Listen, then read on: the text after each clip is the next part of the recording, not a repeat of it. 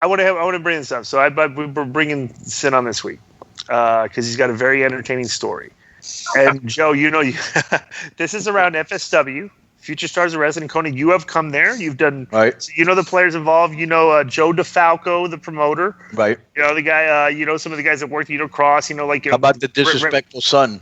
Well, so I was going to say, Joey DeFalco's on the disco list. He's a disrespectful prick, that son of a bitch. It's like, so him too. So the players involved.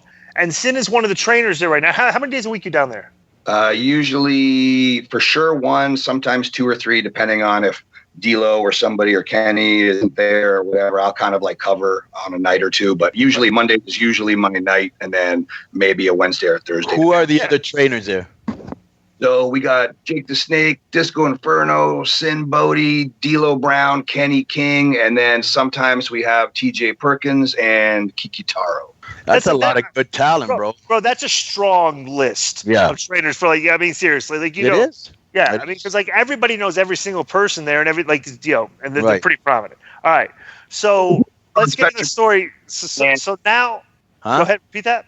I'm just saying, you got a broad spectrum of guys there between WCW, ECW, TNA, WWE, Japan, Mexico. We got a lot of stuff covered there. And styles and characters too. Yeah, absolutely. Yeah. Just between me and Jake and D'Lo alone, there's 3 different eras of WWE right there. Yeah, absolutely. All right. So recently, I guess Vamp did a seminar down there.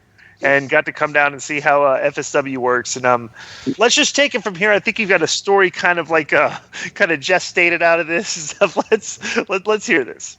And so it gets pretty gnarly. So I'm gonna try to be a pro right out of the gate and just say a lot of this kind of went legal since we talked. So I just want to say this stuff is fact and this stuff is proven, and this is really all something that the lawyers have been handed off, and the lawyers, to their credit, have sort of got it solved as far as I know, unless Okay, but before we continue, that's a great promo to start this story, because really a lot of people have probably no clue what we're talking about, what including you're me. Talking about. Right. Okay, and we're and you already threw out legal lawyers stuff. We throw it. Here's the words. Here are the key words: Vamp, legal lawyers. Okay. You really enjoyed this. I like this. I think people think a lot of what wrestlers do is all storylines, where they have heat, they don't have heat, and this is I think to a lot of local guys that are kind of not ignorant in the truest sense of the word. They're just not understanding, or they're just green or enamored. They just think life's a storyline. It is not. When stuff gets wired, gets dodgy, like what we're going to talk about. I mean, it went right to the lawyers. So this was a legal matter from get-go. And it's, more or less been resolved. And I just think it was asinine. But anyway, so Vamp comes in and does a seminar. So he's fully aware of our school, fully aware of our city, fully aware of our shows.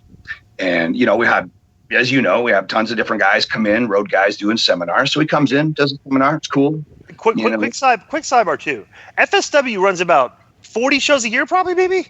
Yeah, at least. Yeah, at least. Yeah, a lot of shows. This is the wrestling brand in Las Vegas that everybody knows about, and they run a ton of shows. Okay, go ahead. Yeah, that's not even counting so FSW runs about 40 shows, and I do the Lucha Libre Las Vegas. I do Freak Show Wrestling. We do one-off shows, bot shows for casinos, all sorts of shows. So just Joe's shows alone, there's got to be over 40 shows. Right.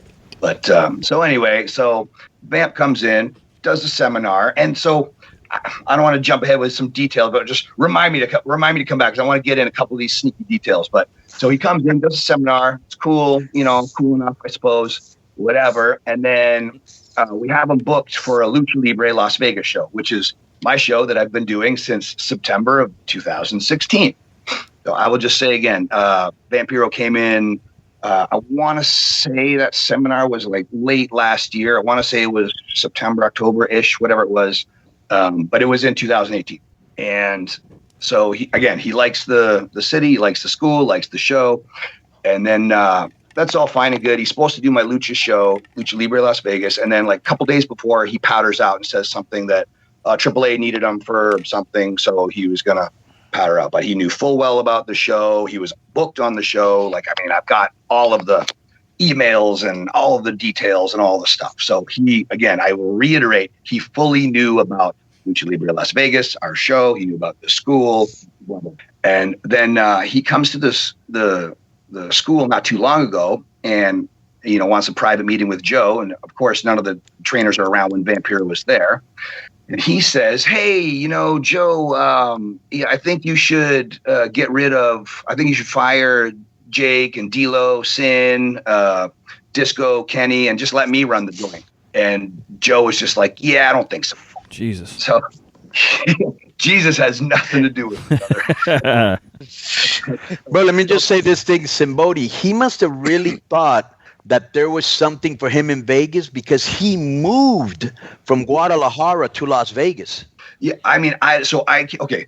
So again, when I opened this little conversation about, the lawyers and stuff, so I'll be very clear that, some stuff about whatever he's doing, some stuff I don't know, and I'm not going to put words in his mouth. So I don't know why he moved out of there. I don't know what his personal and business dealings with AAA or just even being in Mexico. I have no idea what his rhyme or reason was for moving to Las Vegas until, he kind of pulled a bunch of shenanigans or whatever.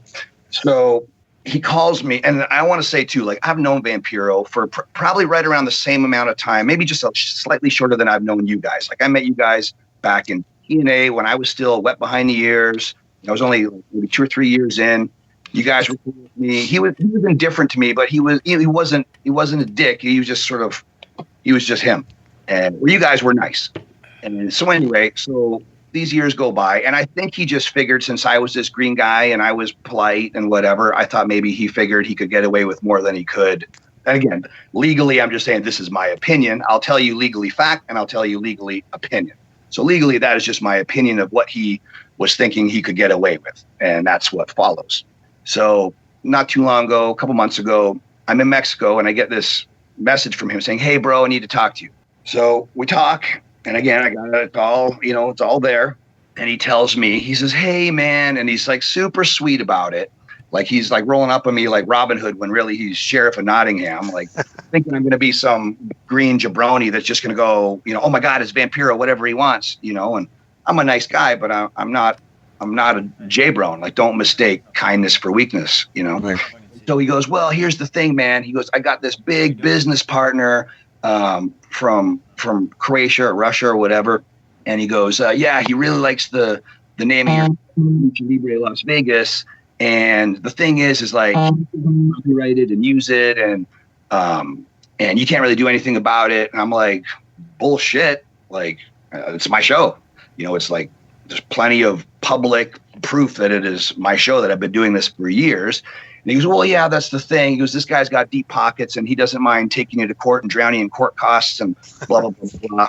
He goes, but I told him, "You're my pal, and let me talk to you first, and let me tell you, hey, man, it's probably better for you just to walk away. It's probably safer for you." And I'm like, tell that guy to go F himself, like, buzz off, But he's making it all sound like he's doing me a favor, like this is the guy that's up to all this. And, and I honestly, again, my opinion, I think this guy probably has no clue. I think Vamp just saw something he really liked, wanted to get his hands on it, pitched it to this guy thinking I'd be some J-bro and be dumb enough to walk away from it because I get scared or something. And like, I'm not scared of any man or beast. Like, my wife scares me, nobody else, that's about that. And so I'm like, in the same breath, I said, "Look, man, I'm not an unreasonable guy. If this guy wants to make me an offer, if the price is right, we can talk, but otherwise, F off." And tell that guy to F off. "Oh, you can't do that. This guy's a real powerful, dangerous guy, whatever. You don't, bro. And I was just like, "Well, then double tell him to F off."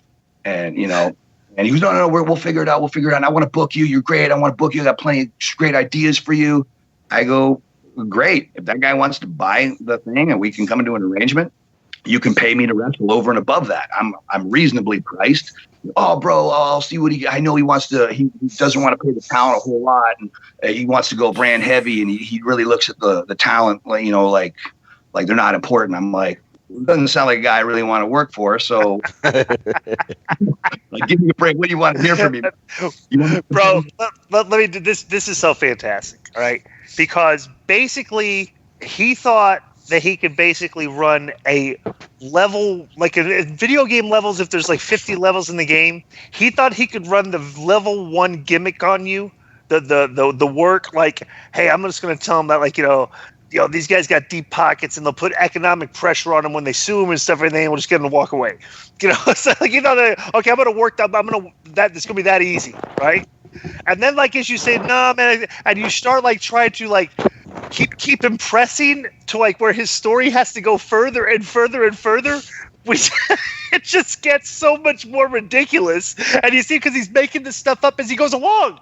That's and you can see it's hysterical, isn't it? Yeah.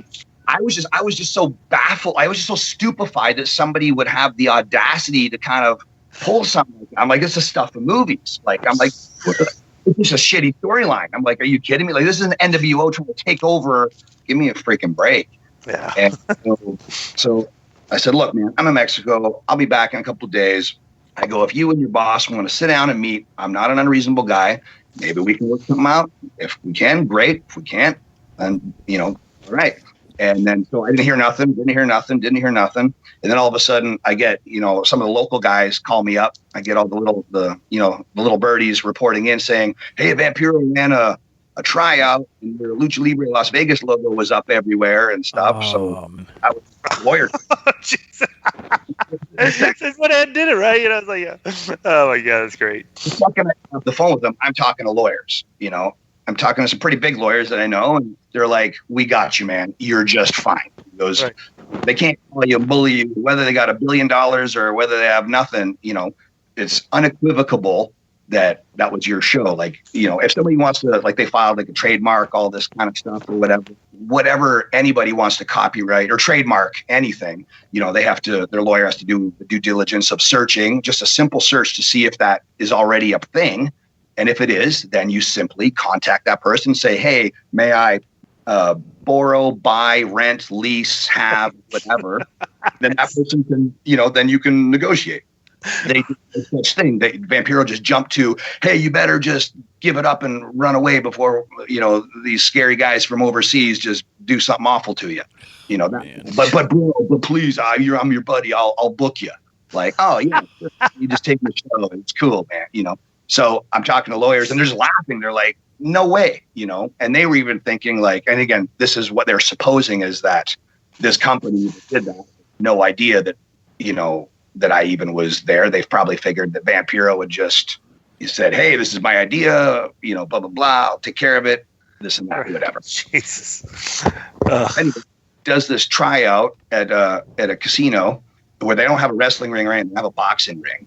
And so I get all these stooge reports saying, oh, yeah, they're using the thing. And they're like, hey, isn't that Sinn's thing? And Vampiro just kind of changed the topic or whatever. And then so when I talked to the lawyer, they said, well, until he goes public, we'll leave him be. As soon as he goes public, we're on him. So I said, okay. So as soon as his T-shirt, he put up a Lucha Libre Las Vegas T-shirt on Pro Wrestling Tees. So we saw that. Players jumped. They took it down. And then I swear to God, and they're like, you know me. I think Disco, you know me the best out of whatever. I think I got a pretty good track record of being a pretty easygoing dude. Pretty relaxed guy. Yeah, and never. I've never heard you say a bad word about anybody or been like, just cool, super cool. And I wouldn't want to like Vampiro. So as soon as he got that, the whole cease and desist stuff or whatever, and had to take it down, he literally texted me and was like, how dare I not let him steal from him? Like, he texted me like, bro, your beef with my boss has nothing to do with my stuff and blah, blah, blah, blah. I was going to use that T-shirt sales for medical bills. Like, thanks a lot, man. But the professional in me just took a breath and I wrote back, that is absolutely incorrect. I offered to try to communicate with you and your boss. You guys ignored me, and then you went through with this stuff. So like, thanks for showing your true colors, bro. And I didn't hear anything back. Like, I mean, that would be like if I caught Disco Inferno stealing my TV out of my house and I said, hey, Disco, I see you red-handed, put that back. And then you yell at me for how dare I catch you? Like, yeah, I was just bothering you. I thought we were friends. Yeah. Right. No, how about, bro, this, I'm going to go get outside the box here. This just reminds you like the hashtag Me Too movement. It's like, hey, Any like younger wrestlers out there that have similar stories of like Vampiro trying to bully you into size and mission, please come forward, because like we haven't like, you know, maybe this is like the tip of the iceberg, you know. That's awesome. All these ridiculous things like on his page, like, oh, how to treat talent or how to do this or don't steal logo. Like if you look on his page, like he's like, how dare people steal logos? I'm like, is that pot calling kettle Vampiro? Like what the fuck? Oh my God. You're kidding me. Like I was baffled at the audacity of it. Like I'm like, what? And in that same text, I put, dude, when you moved to Vegas, I would have been the first one to help you if you just had asked or were just nice. You know, like, you want to do a seminar? We let you do a seminar. Want to put you on the show? We said, yeah, come on the show. You know, like other guys moved to town. Like, again, I'm not Mother Teresa by any means, but I'm the first dude that'll be like, hey, you need anything? You know, you need some wrestling students to help you move. You need me to help with something. You need bookings, you know, whatever, something.